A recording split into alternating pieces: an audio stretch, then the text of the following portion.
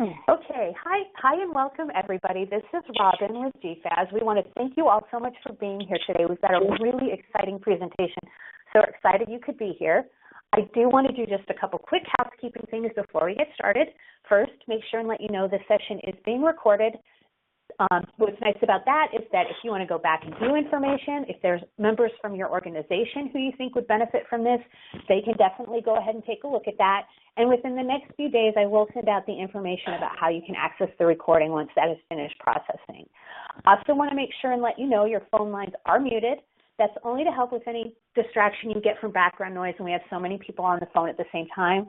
But please feel free to use that chat box over on the left-hand side of your screen if you're having any technical issues.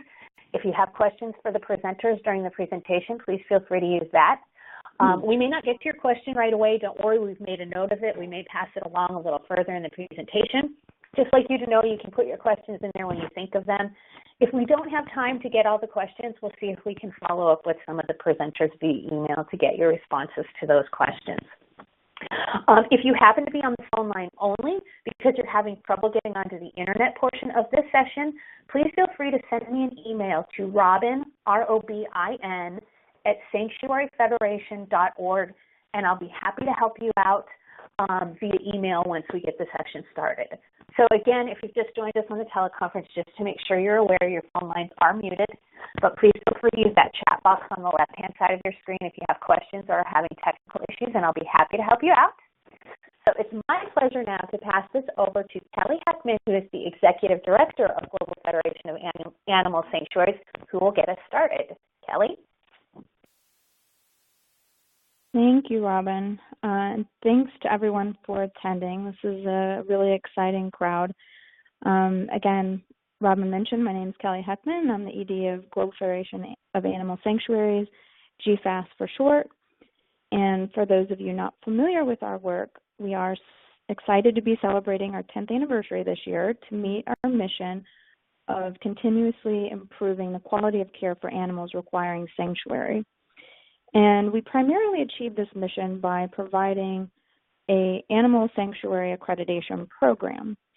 And we use a set of 24 species-specific standards of excellence to guide our assessments that are available for you to download on our website, sanctuaryfederation.org.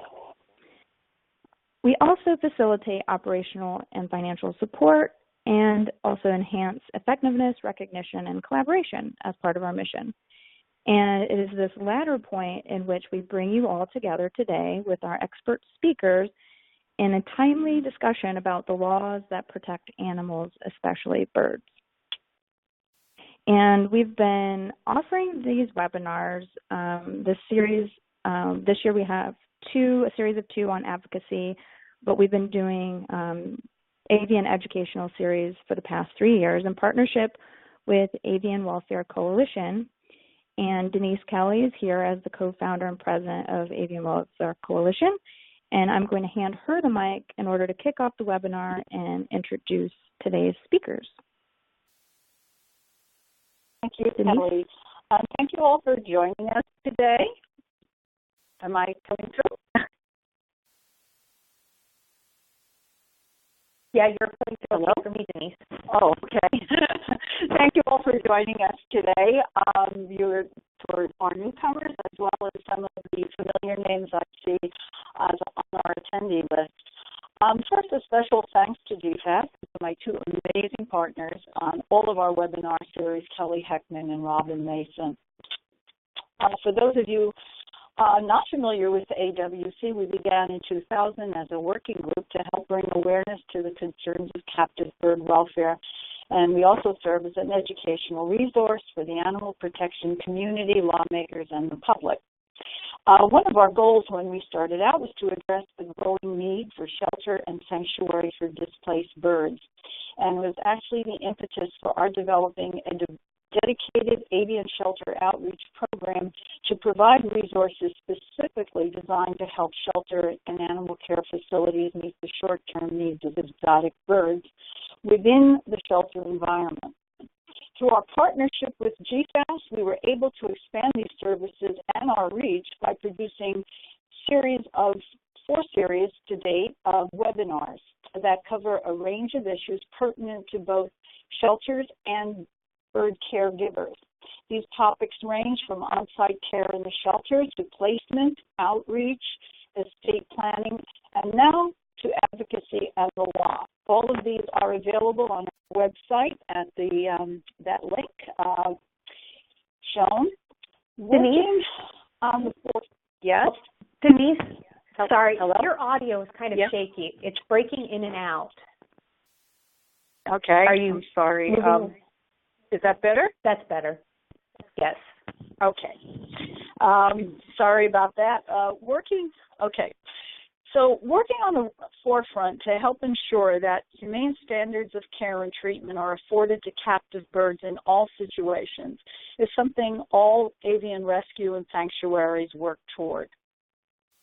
But our efforts also rely on the ability to enforce those standards.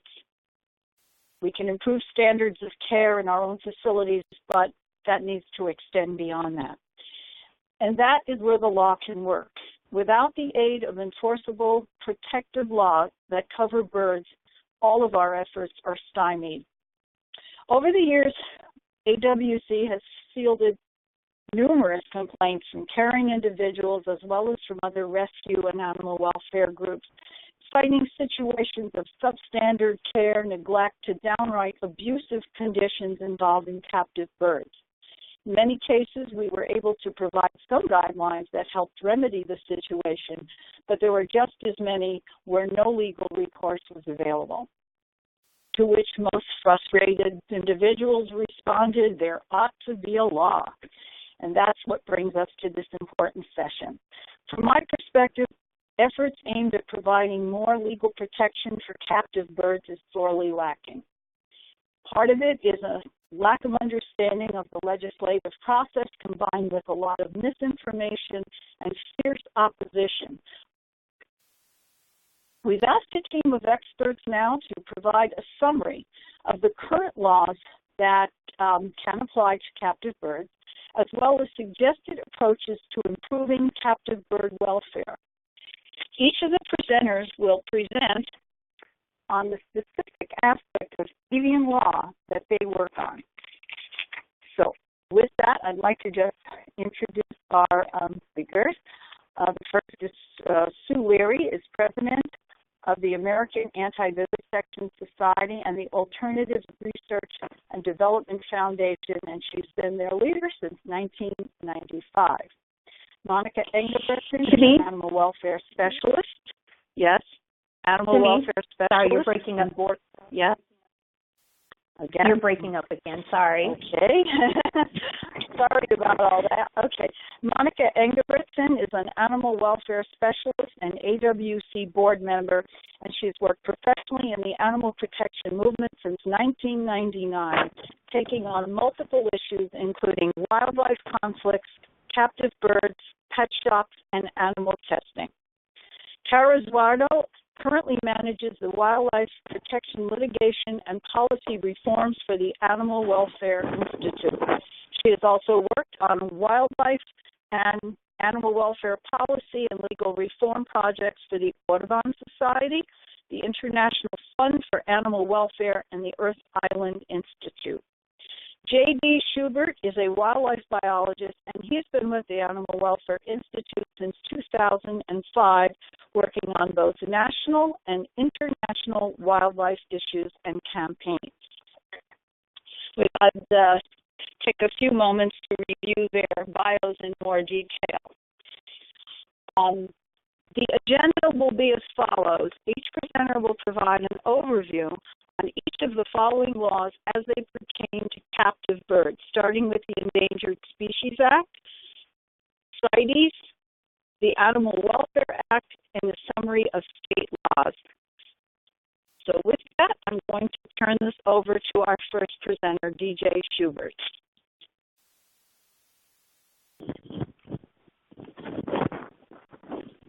Actually, I think Tara Zuardo is going first in this webinar.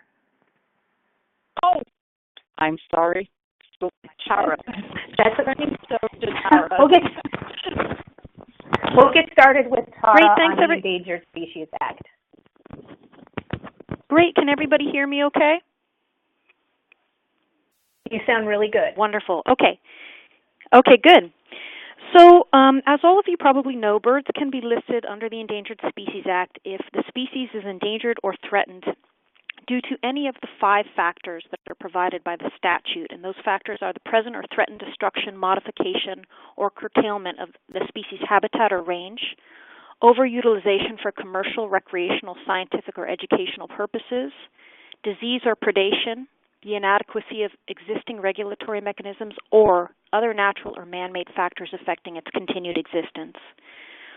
While the agencies can take the initiative to have species listed, typically the listing is done through the petitioning process that is conducted and initiated by citizens and non-governmental organizations, such as nonprofit organizations.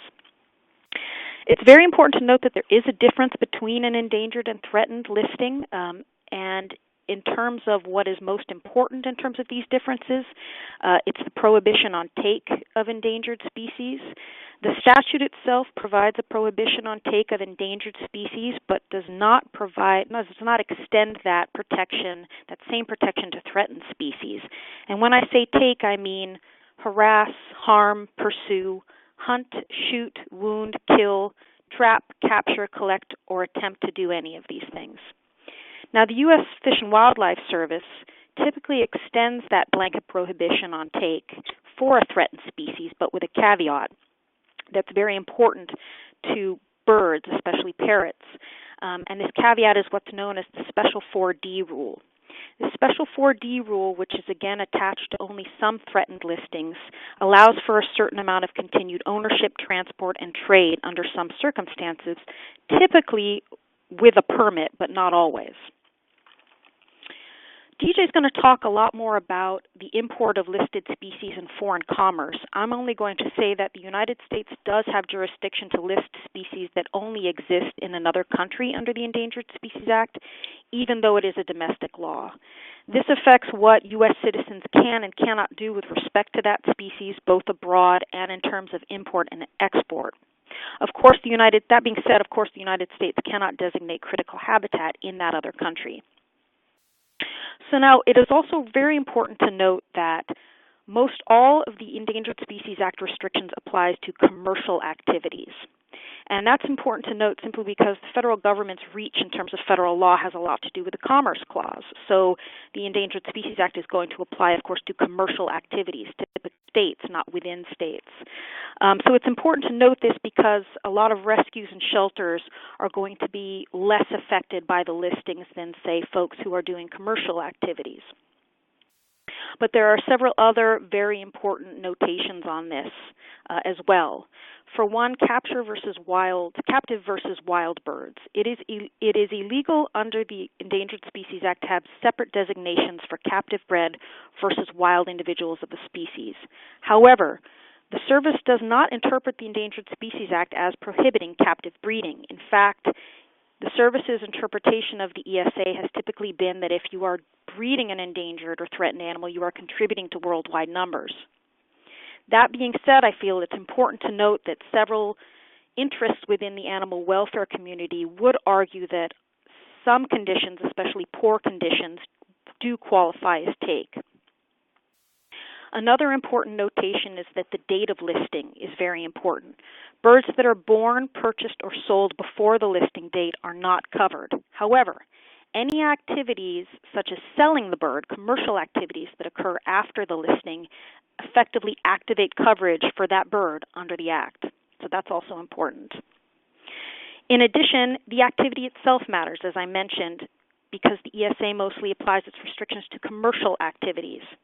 So if a bird has been legally obtained, you can travel with that bird or transport it as long as it's not part of a commercial activity. And perhaps most importantly, the Section 4D rules matter the most. So again, these are rules that attack themselves onto certain threatened listings, not endangered listings. And in particular, when it comes to parrots that are owned as pets, there is a group of parrots that has a very specific Section 4D rule attached to them. And this specific 4D rule, as I mentioned, it's going to allow for certain things that would otherwise be restricted. So it's going to allow parrots that are listed as threatened to be imported, exported, as well as sold in intra and interstate, so that's within the state and between the states, commerce, without a permit. So it's really important to note that this doesn't mean there's no CITES permits required. If you violate CITES, you violate the Endangered Species Act, and DJ is going to talk more about CITES and those permits. So that's important to note. What this does mean is that any parrot species listed in this special 4D rule can be transported in the course of commercial activity. It's basically removed that restriction of the Endangered Species Act. It's exempted a certain amount of trade, transport, and ownership. So what about birds that are not included in this special 4D rule? Well, this means there are going to be restrictions on the sale. You will need a permit, and you will only be able to get a permit if you can demonstrate that the sale, just the sale, not the transport, again, we're talking about commercial activities, not transport, that the sale enhances the species survival, is for scientific research, zoological exhibition, education, or what's known as a special purpose under the law. But continue to note that you must always comply with CITES and the Wild Bird Conservation Act at the international level. So this is the same for endangered birds as well. So again, we're talking about threatened listings that do not have a special 4D caveat and endangered birds. You can own them. You can sell them within the state because, again, ESA applies to commercial activities, interstate commercial activities in terms of restrictions, but you cannot sell to another state without a permit that meets the criteria that I just discussed. That being said, I want to add in that it's always important to look at the State Endangered Species Act to see if they place any additional restrictions on intrastate sale or sale of that bird within the state.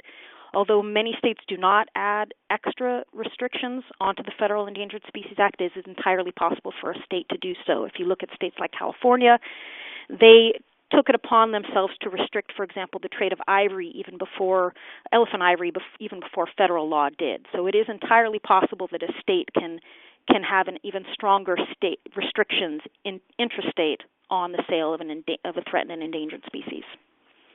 And that is it for the Endangered Species Act. Okay, thank you. I'd like to move along to CITES, and DJ Schubert will be presenting on this. DJ? Well, thank you very much, and hello, everyone. Is my sound okay? You sound great. Yes. Okay, perfect. Well, thank you to the organizers for inviting me to participate in this webinar. I'm going to speak on the Convention on International Trade in Endangered Species of Wild Fauna and Flora, which is otherwise known, or more popularly known as CITES.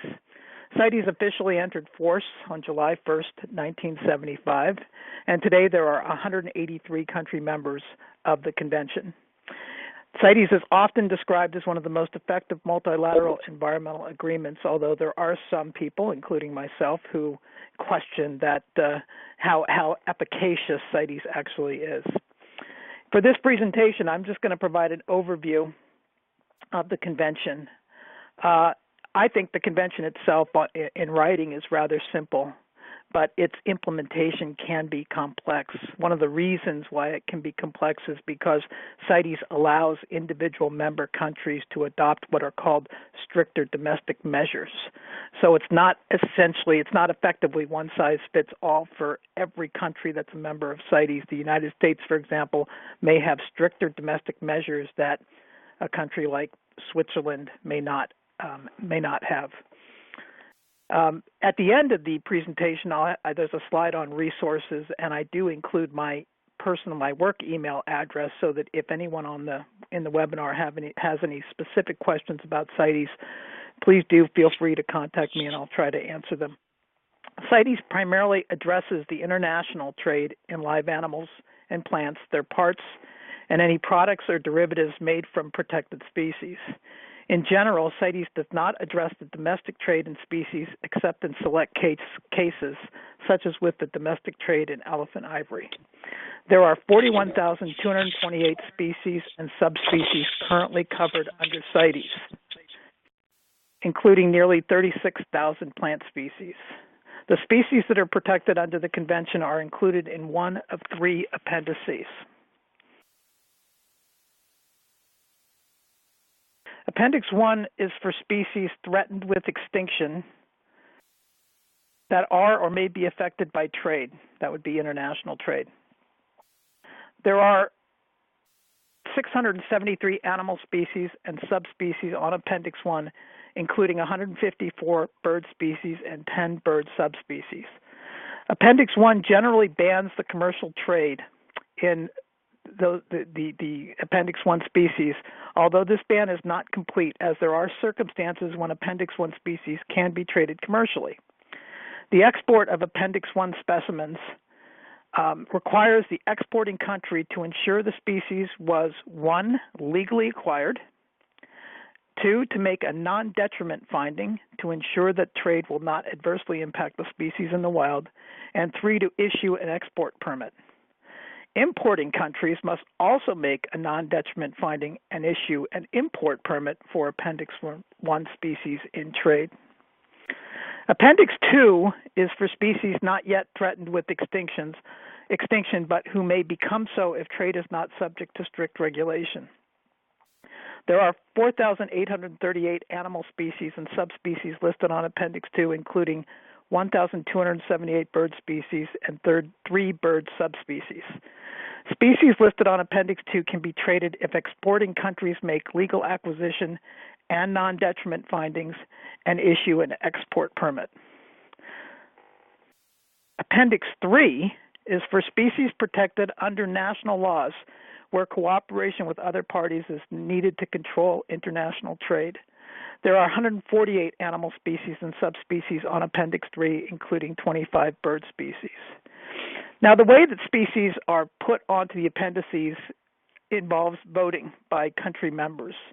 For species to be put on Appendix 1 and 2, 2/3 of the members present at a CITES meeting, which I'll talk about in a second, have to agree with the listing.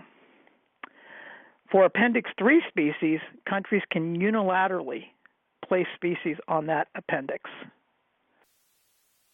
Decisions about species listings are made at CITES Conference of the Parties, or COPs. COPs are held approximately every 3 years. The last COP was in Johannesburg, South Africa, and concluded in October 2016, and the next will be held in Sri Lanka in 2019.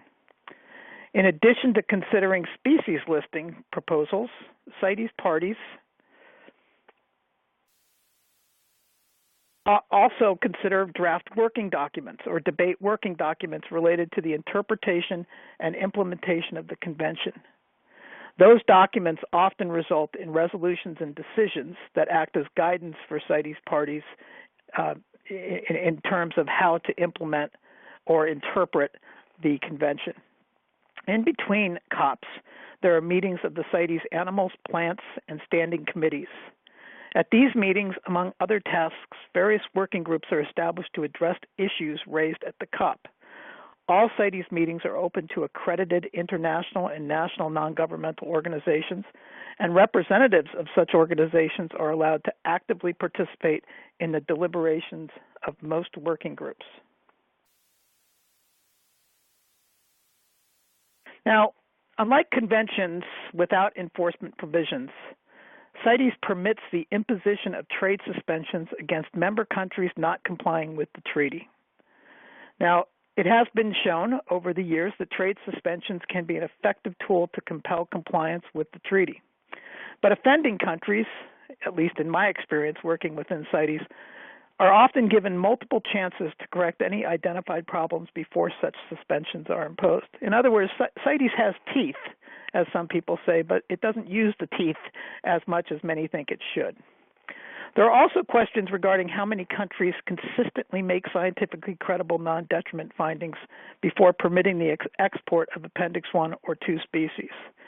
If the basic biology or ecology of a species or taxa is unknown, which is often the case, a credible non-detriment finding cannot be made.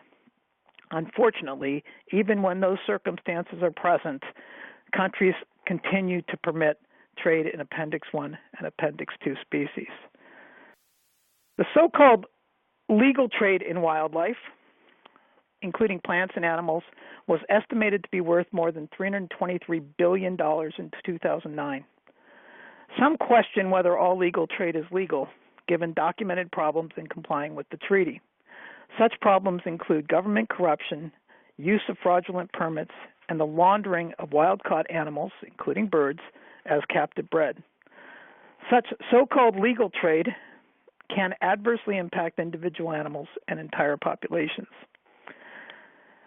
Now, there's also the illegal trade in wildlife, which many of you have probably heard about and read about because it frequently makes the news all around the world. The illegal trade in wildlife, including in birds, may be worth as much as $150 billion annually. Such illegal trade can decimate wild populations, harm individual animals, and kill people. Birds traded illegally can experience a high mortality rate due to cruel handling and shipment. For people, it has been estimated that over 1,000 wildlife law enforcement officers have been killed in the line of duty during the last decade. In addition, organized criminal syndicates and terrorist organizations engage in illegal wildlife trade to fund their insidious activities. Fortunately, particularly in the last decade or so, there are considerable efforts being made by governments, Interpol, non-governmental organizations, and other entities to combat illegal wildlife trade by strengthening national laws, increasing penalties, and improving the capacity of law enforcement officials to effectively combat wildlife crime. Now, welfare is obviously an important issue for the Animal Welfare Institute, who I work for, and for those of you on the call. CITES has not adequately addressed animal welfare issues associated with wildlife trade. For species listed on Appendix 1, 2, and 3, CITES does require that they be shipped to minimize the risk of injury, damage to health, or cruel treatment. CITES relies on the International Air Transport Association guidelines on shipping live animals as its standard to ostensibly ensure the humane treatment of live animals in trade. In addition, for live Appendix 1 animals in trade, the importing country must ensure that the destination facility is, quote, suitably equipped to care for the species, end of quote. Also, for a limited number of Appendix 2 elephants and rhinoceros in trade, they can only be sent to, quote, appropriate and acceptable destinations, end of quote. CITES has not adequately defined these terms, nor are there criteria to help countries implement these requirements. Notably, and this is a very important point, CITES has no standards to address the trauma and suffering associated with the capture, handling, and care of live animals before shipment. Fortunately, animal welfare concerns have recently received new attention within CITES. This includes an agreement to establish a working group to discuss these concerns. While it is premature to speculate as to the results of these discussions, there are a number of welfare-oriented organizations, including the Animal Welfare Institute, who will be involved in these deliberations. Within the United States, CITES is implemented by the U.S. Fish and Wildlife Service under the statutory authority of the Endangered Species Act, as Tara mentioned. In regard to the trade in birds, in addition to CITES and the ESA, the Wild Bird Conservation Act is also relevant, as are requirements imposed by the U.S. Department of Agriculture and individual states. For more information about these laws, please check out the U.S. Fish and Wildlife Service website, which is not included on this slide, which is at www.fws.gov. For specific CITES information, you can also go to www.fws.gov/international/CITES/.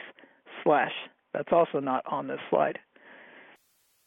The slide does provide additional information about CITES, including the website for the CITES Secretariat and the UNEP WCMC CITES Trade Database. That UNEP WCMC stands for the United Nations Environment Program Wildlife Conservation Monitoring Center, and they maintain a database that tracks all CITES protected species in trade. That database is publicly accessible. It's easy to use. So if you go to that website on the screen, you should be able to do research and learn how many CITES-listed species of whatever species or taxa you're interested have been traded from 1975 through, for now, 2015. They constantly update that database, so eventually 2016 data will also be available. If you're interested in trade data involving all wildlife, not just CITES-listed species, imported or exported from the United States, the U.S. Fish and Wildlife Service manages the Law Enforcement Management Information System. That's LEMIS or LEMIS. That data is available using FOIA from the U.S. Fish and Wildlife Service. In addition, if you're interested in truly understanding the U.S. implementing regulations for CITES, those are available at 50 CFR 23. And if you do a Google search using 50 CFR 23, you should be able to come up with that you should be able to download that set of regulations. I thank you for your attention, and again, if any of you have questions about CITES that I might be able to answer, feel free to contact me at the email address on the slide. Thank you very much. Thank you. Excuse me. Thank you, DJ. Now I am going to pass this over to Sue Leary, who will be discussing the Animal Welfare Act. Hi, everyone, and thank you very much to the organizers of this webinar for inviting me, and to everyone for attending. I'm going to go through this in a more casual way. I know there's some people on the call who probably know plenty about the Animal Welfare Act, maybe more than I do, but we've been involved in a very particular way, so very nicely the organizers have asked me to participate here and bring you up to date.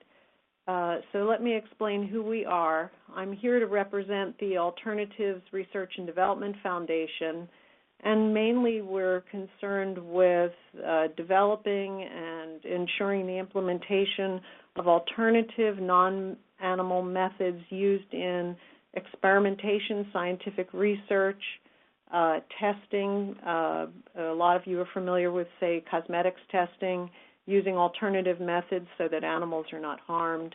And we do that in various ways, including sponsoring scientific meetings and giving an award, that kind of thing. And as you'll see on this last bullet point, we engage in science policy because a lot of that might involve alternatives. And the Animal Welfare Act comes into play here because the Act requires experimenters to consider alternatives if it is expected that an animal will experience pain and distress. So that, of course, provides important motivation to implement alternatives that are available but not necessarily used. So that began our interest in the Animal Welfare Act as an important vehicle to help implement alternatives. So here's the timeline that kind of runs down. Now, it starts 1970 when the Animal Welfare Act was actually called the Animal Welfare Act. Before that, 1966 is when it was first passed, and it was called the Laboratory Animal Welfare Act. So you see where this all sort of came from. And through the years, there were a number of amendments that expanded the oversight of the Act. Again, this is a federal bill. This is U.S. law. So as Tara was explaining with the ESA, a lot of this comes out of commerce concepts. These are things that have to do with interstate commerce. But the Act has been expanded with regulations, but essentially the idea is to ensure humane care and treatment for certain warm-blooded animals that are either in exhibition to the public, they're bred for commercial sale, or they're used in biomedical research or transported commercially. So these are the sort of overarching parameters of the law. And here's a little timeline. You'll notice that even though it said all warm-blooded animals in 1970, the USDA, which is charged with enforcing the Animal Welfare Act, pretty quickly decided that they didn't want to get into regulations on birds, rats, and mice. The main reason for that was not about birds. It's because rats and mice are overwhelmingly the animals used in medical research and testing, and this affords them the ability to not have to regulate a very large number of animals, and it allows the science establishment to not have to report and provide transparency and accountability on the use of those animals. So we estimate that that's about 93% of the animals used in research. So the regulations exclude birds, rats, and mice, and the key there was really rats and mice, and that's how a lot of the animal groups took note of that and got involved. There was a lawsuit in 1991, and then we followed up, as you can see, finally with a lawsuit against USDA for inclusion of birds, rats, and mice to the AWA in 1999. And we actually did come to a settlement in 2000, and USDA did agree to regulate those species. However, Congress intervened, and you see 2002, there was a farm bill that was passed that excluded these animals, and I'll show you another slide that has the exact definition. However, what was interesting was that birds not bred for use in research, which were previously not covered in the regulations, were suddenly covered. So that means birds that were bred for commercial sale, which many of you are familiar with, birds that were going into the pet trade, were going to suddenly be covered by the Animal Welfare Act. And in 2004, USDA showed that they recognized that by inviting the public to make comments about how they might approach that. And we responded. There was a great group of animal organizations, including the Avian Welfare Coalition, that participated in pulling together some really great suggestions for standards that could be used for birds. Very complicated because birds are so diverse in their needs, and submitted those. And we also submitted comments on mice and rats. And the USDA rather quickly decided to utilize a part of their regulatory framework to cover what mice and rats, the few who were included, but they recognized that that was not going to be appropriate because it's very general for the birds. However, they never got around to doing the bird regulations. They have promised for years that it's a priority, and they have never issued proposed regulations.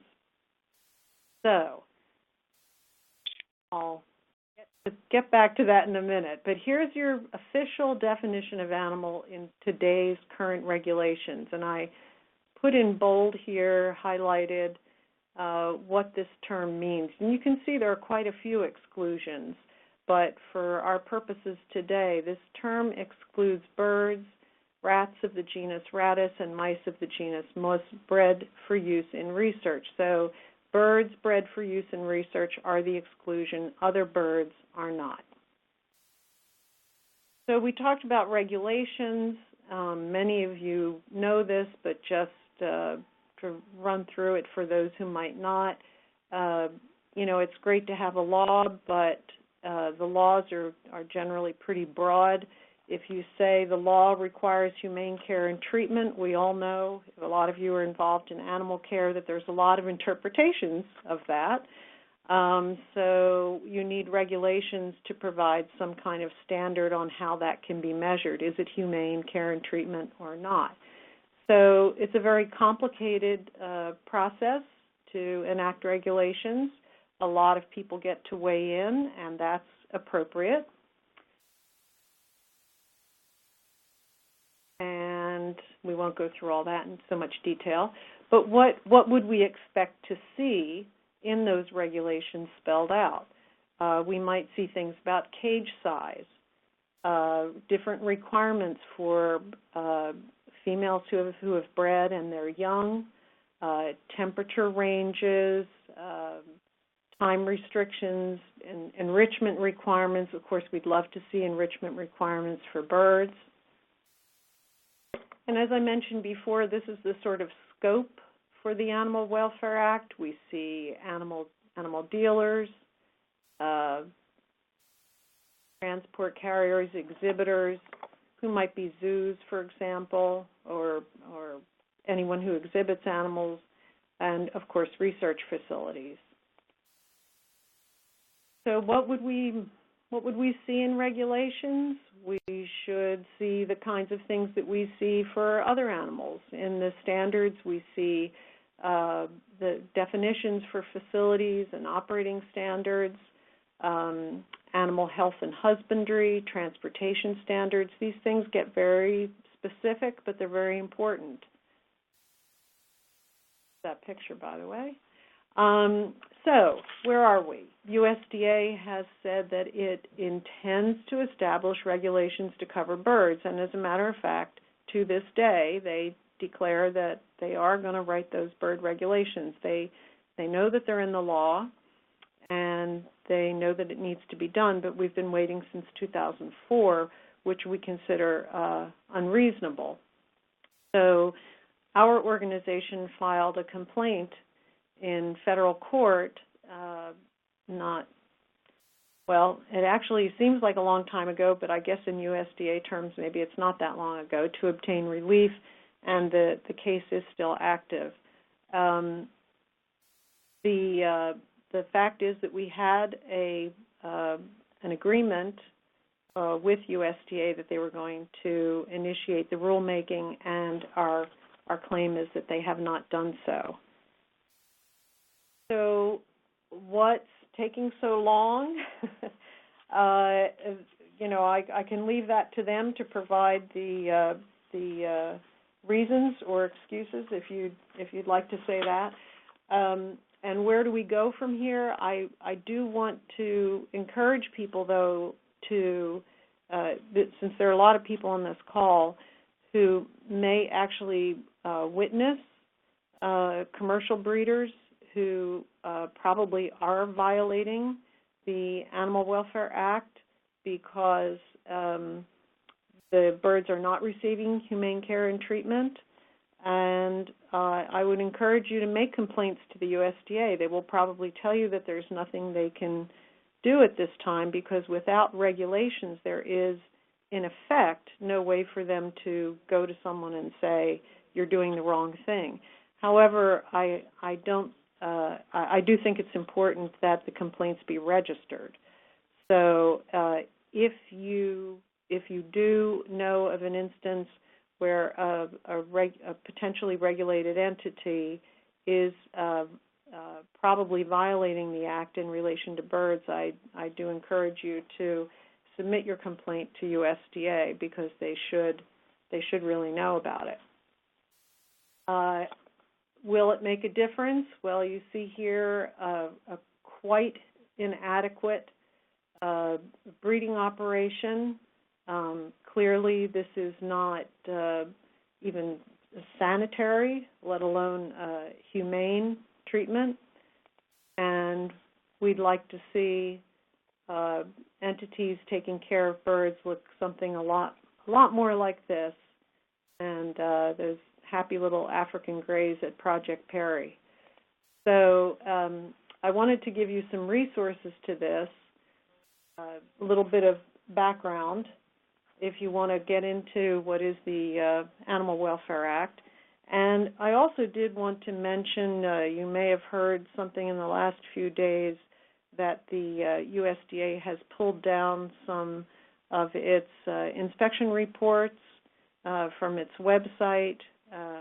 There's been some news today that they've made a statement that was as a result of some lawsuit that they're involved with. I wanted to assure you that's not our lawsuit.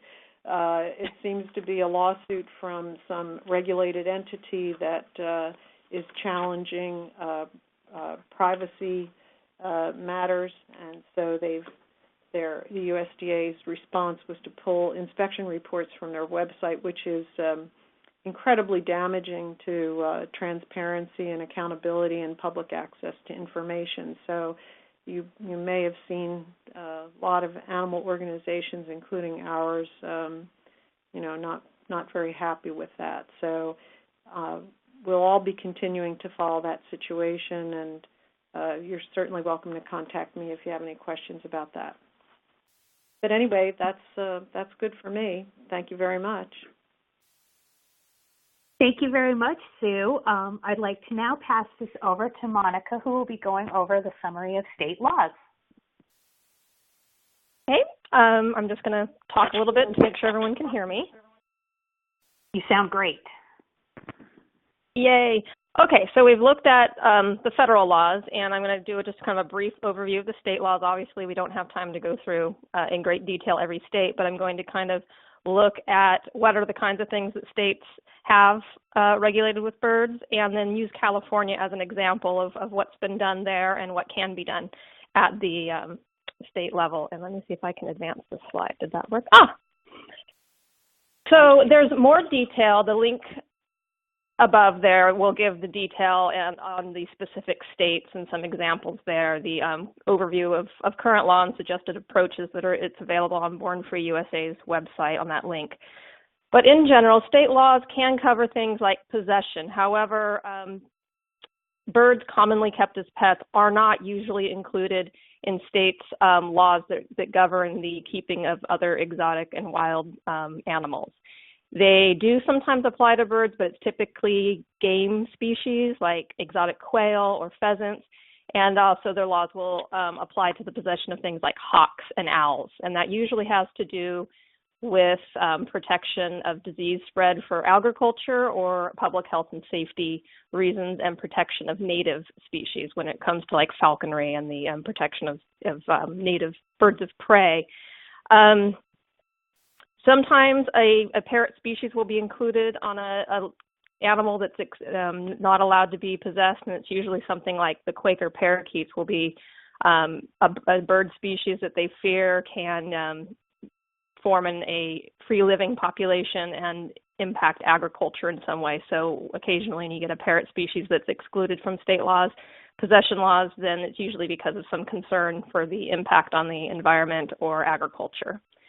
Pet stores is one area where birds will be regulated. There are 17 states that do have a defined level of care that includes birds. We'll look at a slide later that gives a little more detail. For breeding and dealing, there's 11 states that have some regulations that require either a license or record keeping for breeding, import, or export of birds in the parrot family, or birds commonly kept as pets. But notice, absent from those laws are usually anything that has to do with welfare. It usually has to do with public health and safety and disease control to protect ag industry. They don't usually have any requirements for animal welfare involved in those. For animal care provisions, there are some states that 6 states have statutes or regulations that do establish some minimum care standards for animals, including birds, that include birds that apply in any situation, whether commercial or private home. But obviously that's very rare. Birds can fall, of course, under general anti-cruelty statutes, but without specific language, sometimes it can be very difficult for cruelty charges to be brought because there's very little kind of understood in both law enforcement about what constitutes cruelty to birds. The situation has to be pretty egregious for them to kind of fall under the cruelty statute, but that certainly can happen. And states can do a better job as far as putting some specific requirements in there for the care and treatment of birds. Birds might also fall under transportation laws, and that there are some states that will require some level of humane treatment for animals during transportation, and this is usually birds kind of fall in there with all the other animals, so it's usually some real general requirements for food and water or temperature, and some real basic ones. So careful reading of each state's provisions would be necessary to determine whether or not those transportation laws apply to the birds that are commonly kept as pets. So I'm going to go ahead and move on to some specifics. So those are laws that provide some protections. Those states that I kind of queued up there, we can't go into detail, but those are ones to be looking at that do have some specific protections for captive birds that are kept as pets. And that's on the website there. You can look at what those laws actually say.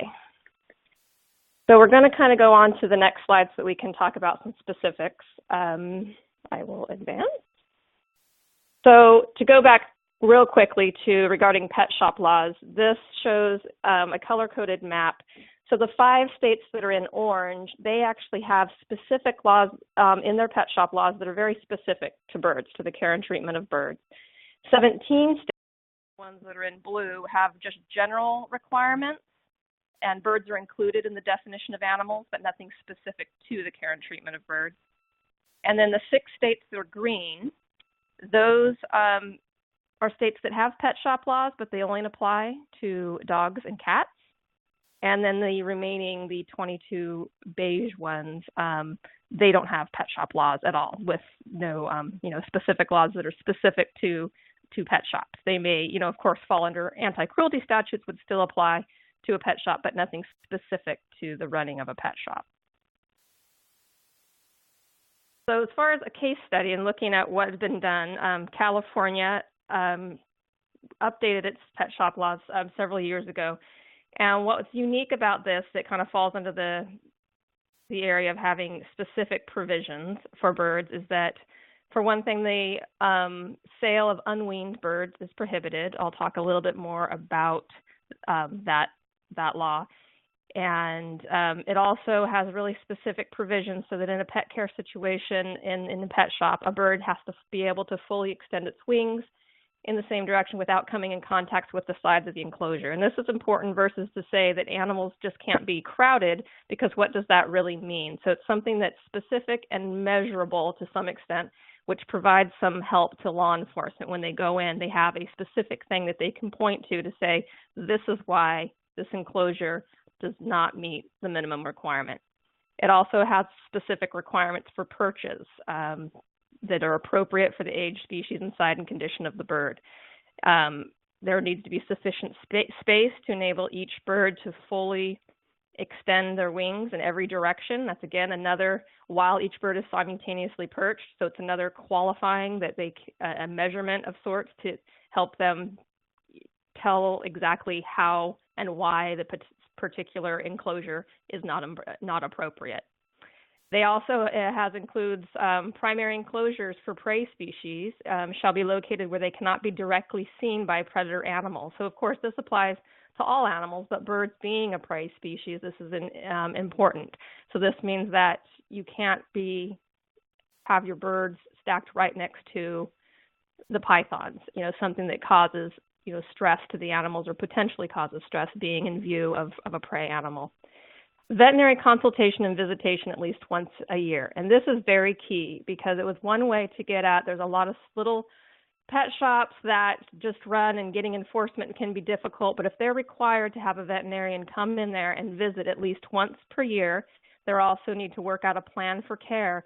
This can really help bring up the quality of care and a situation in a pet shop. So that was a really key provision that's really useful for enforcement and for shutting down really bad pet shops, because no veterinarian wants to sign off on a really bad, poorly maintained pet shop. Then there's primary enclosures providing animals with an enrichment device that is appropriate for the species. Of course, this applies to all animals, but also this is good for birds. So no more barren cages. They do have to have some form of enrichment. And then the record-keeping requirement. And this was important, too, for providing some sort of traceability, especially in border states like California, where you may end up with birds that are smuggled, birds into the country illegally. If they have to keep track of where the animals came from, then law enforcement can use that as a paper trail to actually look and find out potentially if a bird has been smuggled over the border. If they're given information, they go to the location of where these birds were specifically or supposedly bred and no facility is actually there. It's a tool that was put in there for law enforcement to help track the trade in illegal birds.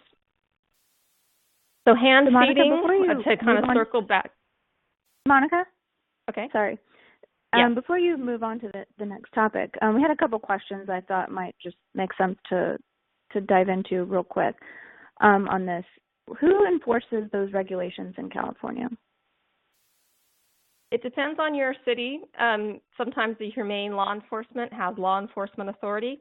So it depends on whether or not your local animal control has law enforcement authority. And if that's the case, then they are usually the ones that enforce it.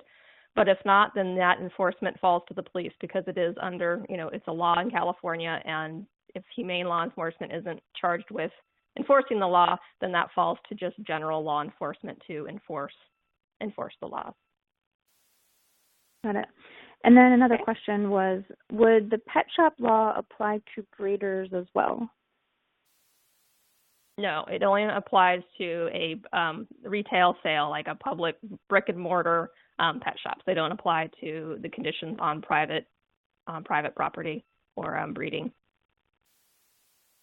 Okay, great. And so there's I saw the other question. So that I was going to get into that later, but it is complaint driven. So it is as far as somebody asked, do they rely on people to report crimes? Yes. Especially animal law enforcement, they're largely complaint driven. They're out there dealing with barking dogs and loose animals. They're not typically going in and actively inspecting pet shops. It's something that sometimes falls off the radar, honestly. They're overworked, most of them. So complaints are very important for people to report when they see something that's amiss in the pet shop. So if it's okay, I'll circle back to hand feeding. Yeah. The unweaned bird bill, that went through. I'm sorry.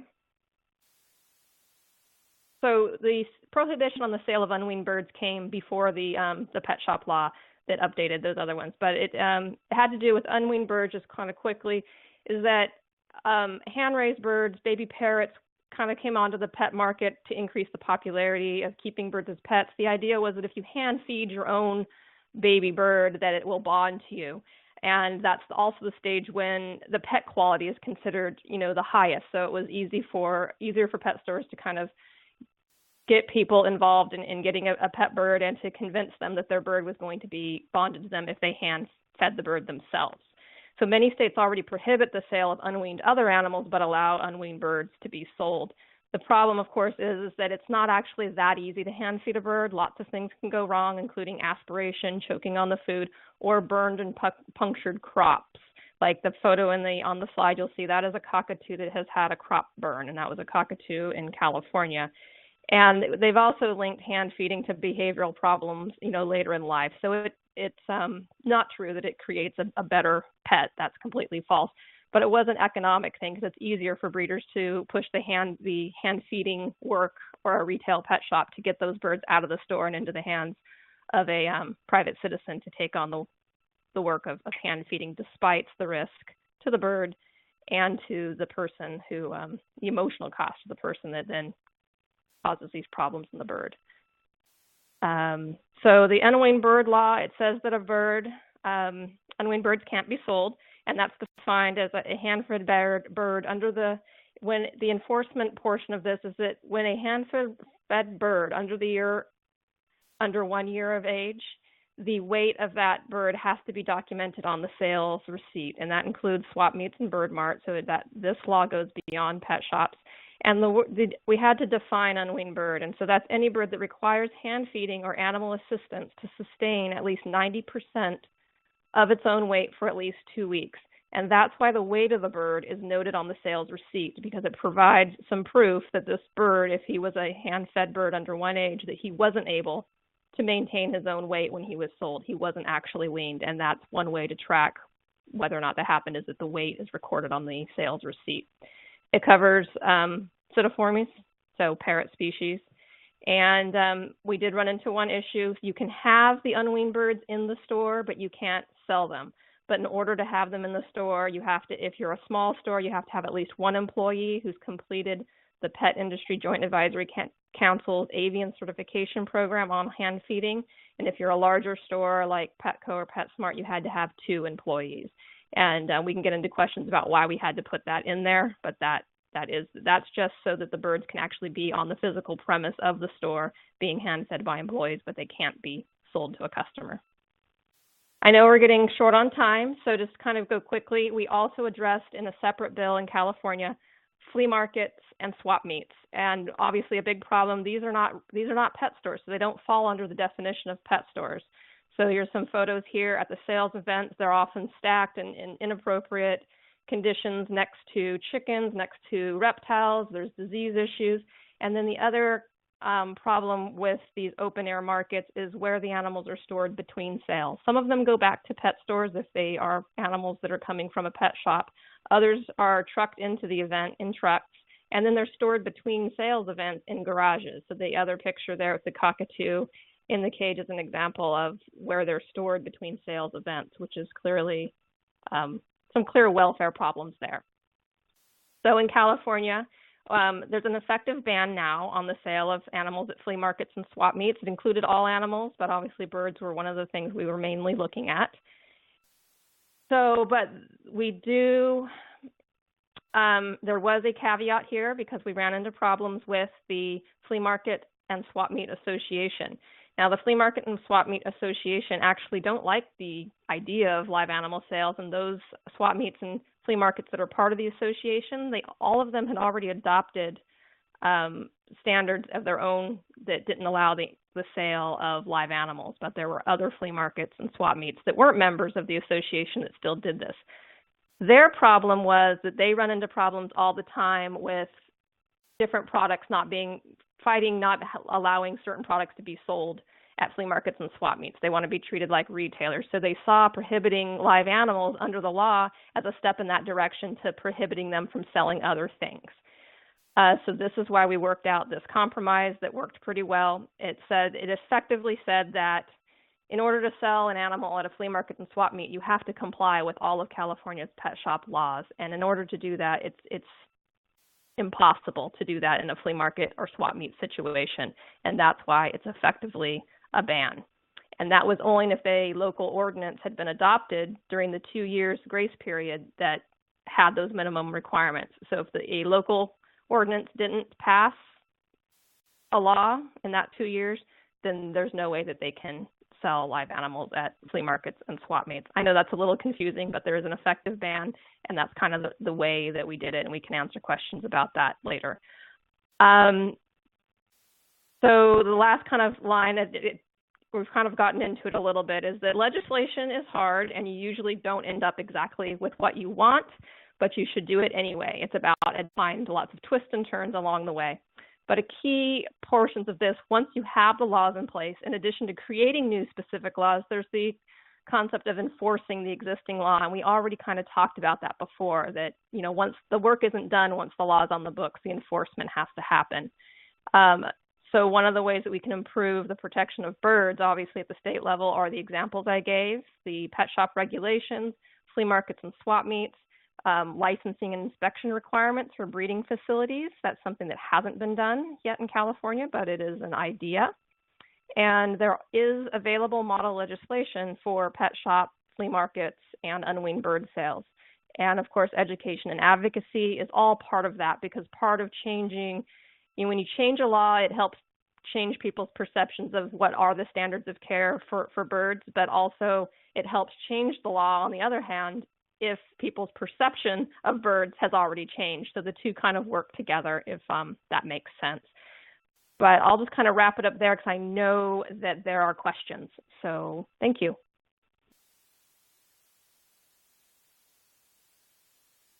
So, yeah, there was a couple questions, one of which is specific to Monica's discussion. Are bird fairs considered swap meets or flea markets? In the definition of a swap meet or flea market, if they are an open air temporary market, so a bird fair is the unweaned bird law applies to bird marts specifically.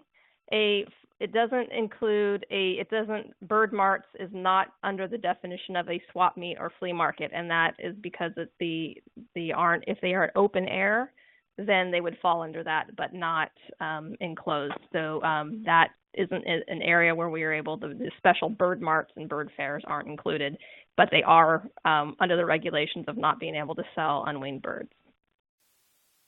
And that's because the definition of a swap meet or flea market in California law was an existing definition. And to go in and change that was a whole other sticky wicket that we couldn't get involved in at the time. And then someone asked about what would be given ways to take action. And I thought it might be a good question for each one of you, or at least, put it out there for each one of you if there is something that you feel would be, good next steps for people who are interested in making a difference on the legislation. Might be easier for the domestic and state levels. Sure. I think my last slide maybe covered it. Some of these questions might have come in before those slides, but I'll just speak to that at the state level. Looking at first of all, look at your current state law. Look at your pet shop law. Is there anything there for birds? Can it be improved? One key thing when you're pursuing legislation is to go out, if you can, and document the problem.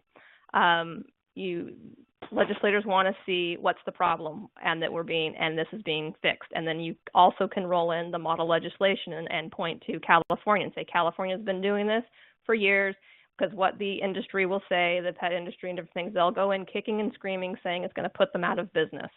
And that's clearly not the case. And so documenting the conditions and the reason, the need for the bill is important. And then, of course, coming in with model legislation and examples of where it's worked before can be really helpful. Yeah, I would agree with that. I think looking at kind of the model legislation of what states have done to ban ivory is a really good model for how we can help prevent illegal trade in birds and the worst of the worst in terms of animal welfare concerns with bird trade and ownership. That's a really good model for how we can get stronger than even the federal level, at the state level.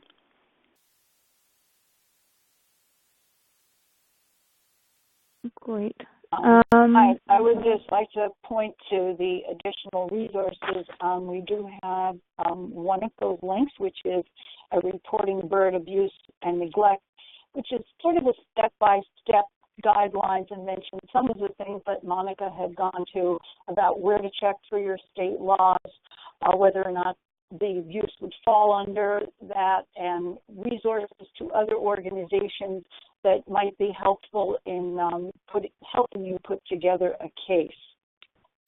And most recently, the American Anti-Vivisection Society did a special issue on avian advocacy, and there was chock full of information there, including some tips and on how to address and what people could do, basically, to help push the laws and push more protection for captive birds.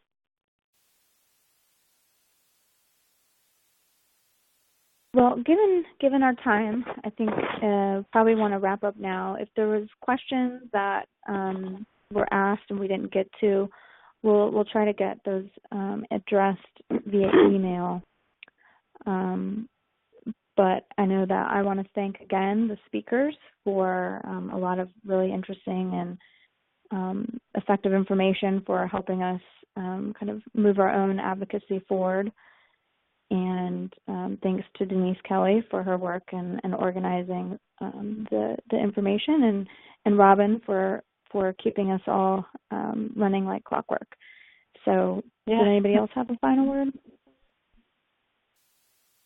No.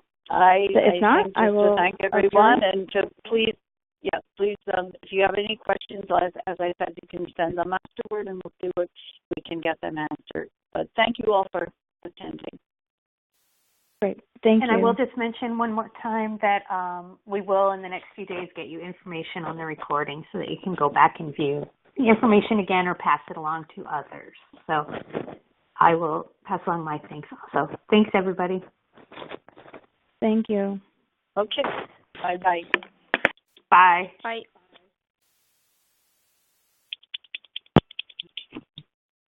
That went pretty good. Ran over a little, but we expected it was going to run. I said it was going to run over 10 minutes. I knew it. Yeah. A little quick. I write out some nice speech here, and for some reason the phone was clipping in and out. I think it came out okay.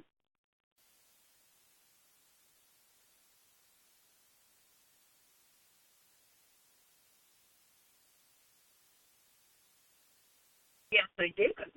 They're right there in front of you, right in front of you, right in front of you, right in.